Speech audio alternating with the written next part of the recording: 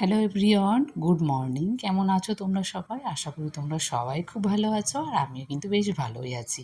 PST ব্লগে আরও একটা নতুন ভিডিওর সঙ্গে তোমাদেরকে অনেক স্বাগত জানিয়ে ব্লগটি শুরু করছি। আর এখন জানো তো আমি যে ভয়েসটা দিচ্ছি কটা বাজে? এখন ওই বিকেলে 6টা মতো বাজে। যেহেতু বাড়ির কাজ এখনও কমপ্লিট করতে পারিনি, মানে পরিষ্কার পরিচ্ছন্ন এখনও হয়নি, তো সেইগুলো করতে করতে আজকে তোমাদের সঙ্গে আর ভিডিওটা দেওয়া হলো না। এডিট করা ছিল কিন্তু ভয়েস দেওয়া হয়নি বলে আর আজকে আর ভিডিওটা দিতে পারলাম না। কী করে তোমাদের সঙ্গে ভিডিওটা দিই বলো তো? কারণ সারাটা দিন এত কাজ করার পরে না কোনো এনার্জি থাকে না, আর এনার্জি থাকলেও না সময় থাকে না। মেন কথা হচ্ছে এটাই, কারণ বাড়ির পরিস্থিতি এতটাই এখন খারাপ যে যতক্ষণ আমি এগুলো পরিষ্কার পরিচ্ছন্ন না করতে পারছি ততক্ষণ মনে শান্তি পাচ্ছি না।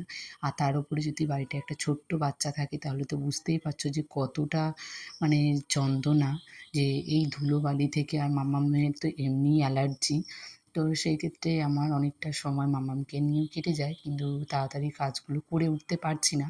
তো যাই হোক, করে ওঠার চেষ্টা করছি। তো এখন আমি স্নান করে আসলাম, এখন ওই 6টা মতো বাজে। তো স্নান করে এসে মামাম বাড়িতে নেই, মামাম একটু বাইরে গেছে।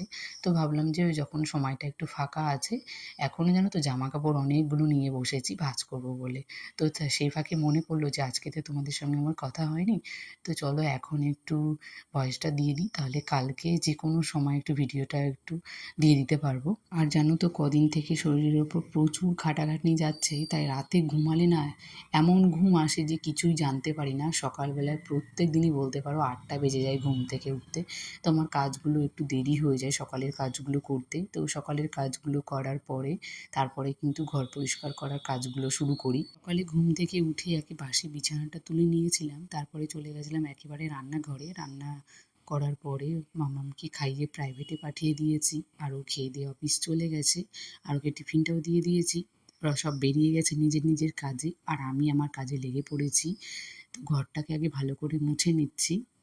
একবার ভাবছি জানো তো যে ঘরগুলো তো পরিষ্কার করতেই হবে, তো মুছবো না, কিন্তু জানো তো মনকে আর বুঝিয়ে রাখতে পারি না, যে যতক্ষণ পারবো ততক্ষণ করে যায়, আর যতটা পারবো ততটা করেই যাচ্ছি। তো যদিও এই ম্যাটগুলো তুলে নেওয়া হবে, মানে তুলে নেওয়া হয়ে গেছে এখন। তো এটা যেহেতু আগের ভিডিও শ্যুট ছিল, তো সেটাই তোমরা দেখতে পাচ্ছ। তো তাও তবুও আমি মুছে নিলাম একবার, তাহলে কি বলো তো, একটু চলাফেরার সময় না খুব ভালো লাগে যদি পায়ের নিচটা যদি একটু পরিষ্কার থাকলে। তো কিন্তু কাজ করতেও যেমন ভালো লাগে, তেমন কিন্তু হাঁটাচলা করতেও কিন্তু খুব ভালো লাগে। আর জানো তো এখনও আমার সকালের পুজোটাই করা হয়নি। বেলা হয়ে গেলে না পুজো করতে ভালো লাগে না, আর কাজ করতে করতে প্রায় প্রত্যেক দিনই বলতে পারো 12টা মতন বেজে যায়। তো সকালের কাজ বাজ এখন কমপ্লিট।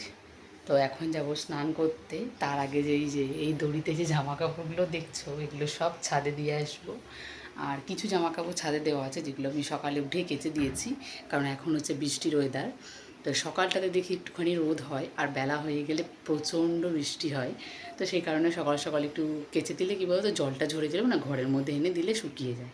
তো এখন ঘরেরগুলো বাইরে দিয়ে আসবো, আর এখন স্নান করবো। দেখো আমার এই বড় টিপটা পরে আমাকে কেমন একটা লাগছে না, যদি আমি পড়ি না, কিন্তু দেখলাম যে কপালটা পুরো ফাঁকা মামাকে যখন প্রাইভেটে দিতে গেছিলাম। তো তাই ভাবলাম যে সামনে এই বড় টিপটাই পেয়েছি, বড়টাই পরে নিয়েছি। বিয়ের পরে পরে যেন অনেক বড় বড় টিপগুলো পরতাম, এখন যেন আমার ভালো লাগে না, এখন মনে ছোট্টো ছোটো টিপ পরলে বেশি ভালো লাগে। তো যাই হোক, সময়ের সাথে সাথে সবার রুচি, তারপর ধরন চরণ সব কিছু চেঞ্জ হয়ে যায়। তো এখন যাই স্নানটা সেরে আসি। আর মামাম চলে আসবে, এখন 12টা বেজে গেছে। তো মামামকে আসবে, স্নান করিয়ে দেবো। আর এখন আমি স্নানটা করে পুজোটা দেবো, তাহলে সকালের কাজ বাজ আমার পুরো কমপ্লিট। মামাম আসবে, স্নান করাবো, ওকে কিছু একটা খাওয়াবো, মানে ফল খাওয়াবো, কিছুক্ষণ থেকে আমি ভাত খাইয়ে ঘুম পাড়িয়ে দেবো। তাহলে আমার সকালের রুটিনটা বলতে পারো কমপ্লিট, তার মানে শান্তি। তো চলো, তো এগুলো এখন ছাদে দিয়ে আসি, চলো। এই যে মামামের জামা কাপড়, ও বাবার অফিসে প্রত্যেক দিনই লাগে একটা করে জামা কাপড়। তো এগুলো এখন ছাদে দিয়ে আসবো। মেঘমেঘই আছে, রোদ ওঠেনি।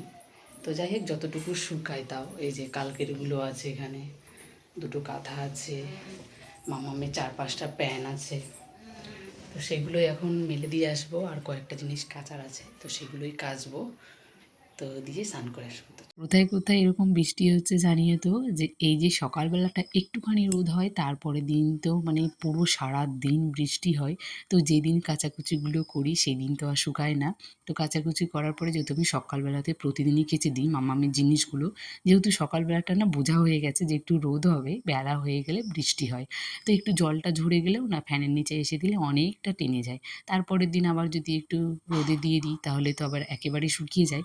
তো সেই কারণে প্রত্যেক দিনেরটা প্রত্যেক দিনই কেচে দিই, নাহলে কিন্তু ওই যদি জমিয়ে রাখি তাহলে দুটো দিনের কাচতে কিন্তু অনেকটা কষ্ট হয়ে যায়। তেমন কিন্তু ভাঁজ করতেও প্রচণ্ড বিরক্ত লাগে।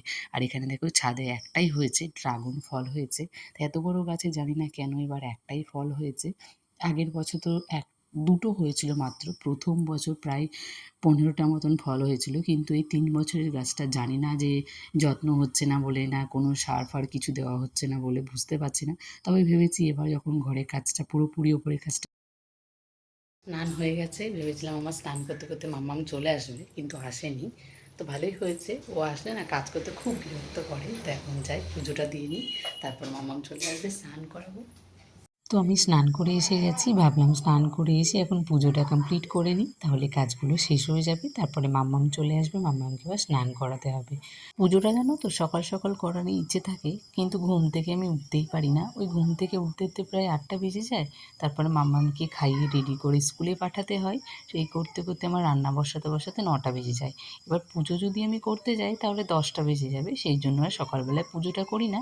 প্রত্যেক দিনই ওরা সব নিজের নিজের কাজে বেরিয়ে যায়, তারপরেই আমি পুজোটা দিই। যে চলো আজকের ভিডিওটা কেমন লেগেছে অবশ্যই তোমরা কমেন্টে জানিও। আর নতুন নতুন বন্ধুরা পাশে থেকো, আর চ্যানেলটিকে সবাই সাবস্ক্রাইব করে দিও। টাটা।